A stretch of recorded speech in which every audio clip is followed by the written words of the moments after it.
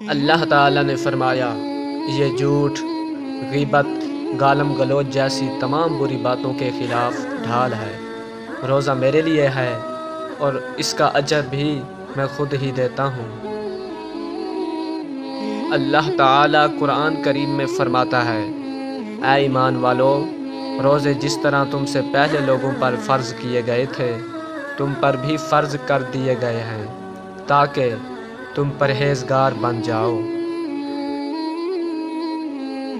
رمضان کا مہینہ وہ ہے جس میں قرآن مجید نازل کیا گیا، جو لوگوں کے لیے سراسر ہدایت ہے، اور اس میں لوگوں کی صحیح رہنمائی کی باتیں ہیں اور غلط اور صحیح کو الگ الگ کر دینے والی صاف اور واضح باتیں موجود ہیں۔ سو تم میں سے جو کوئی اس مہینے میں موجود ہو وہ اس پورے مہینے کے روزے ضرور رکھے۔